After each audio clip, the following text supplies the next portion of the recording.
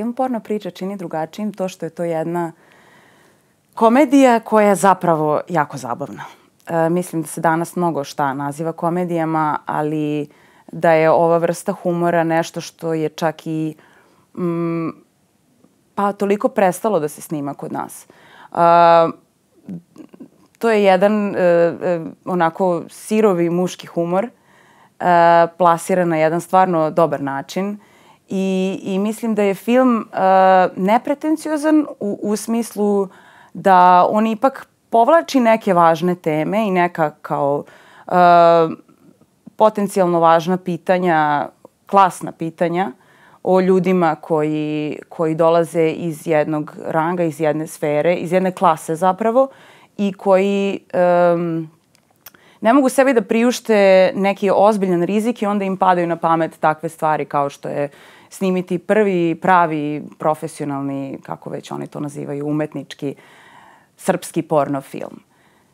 I u tome ispadaju smešni i naravno da im sleduje neuspeh.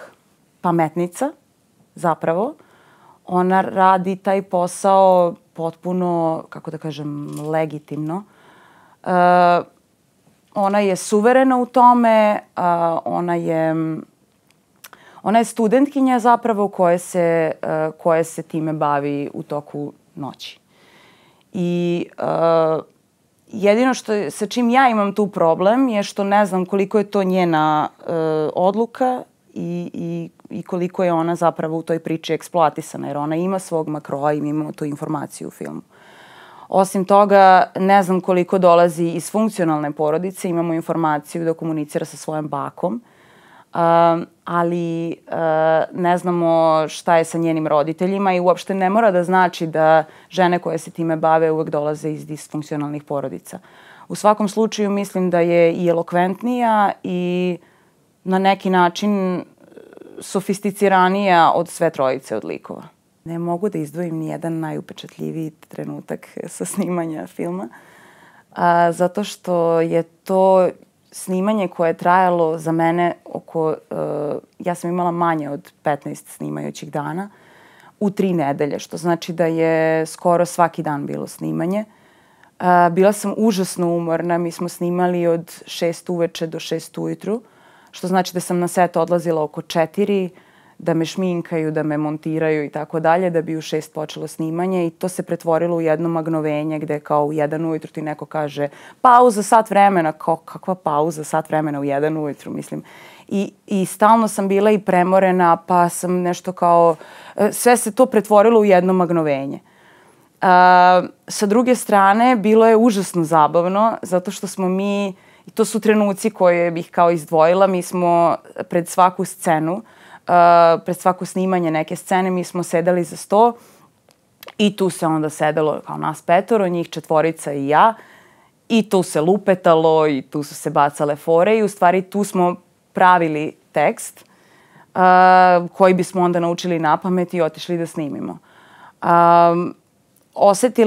Ja sam osetila jako lep odnos, mislim oni su bezobrazni, njih 4, to su stvarno 4 džukele sa kojima sam ja ušla u kontakt, ali sa druge strane kada se stvar uozbilji, oni su stvarno bili strašno zaštitnički nastrojeni prema meni. Ja nisam imala mnogo iskustva u snimanju do sada i onda nekako baš su zapravo bili mnogo fini. Osetila sam da me vole i osetila sam da me vole i cela ekipa iza kamere i nekako naravno da mi je to imponovalo. Ali su se sve vreme sprdali na moj račun. Ja sam hepokockica bila u celoj priči da šta god oni kažu ja im kao poverujem. Mislim, zato što nemam ni ja iskustva u snimanju, pa onda sećam se da mi je bilo teško kada... Ja sam pozorišna glumica već 7 godina i nekako mi je bilo teško da igram na film, odnosno nisam bila sigurna da znam šta treba da radim. I onda tako se ispostavilo da su kupljene one scene gde ja maltene jedva otvaram usta za svoje kriterijume. I upečatljivo mi je bilo kada su mi ispravljali moj vojvođanski akcenat koji ja kao tvrdim da nemam, ali očigledno se čuje. I onda kad snimamo i oni kažu super, sve to super, samo malo manje vojvođanski i idemo ponovo. I generalno, jako smo se dobro zabavljali. Mislim, bilo je teško iskontrolisati se na samom setu da se ne smejemo.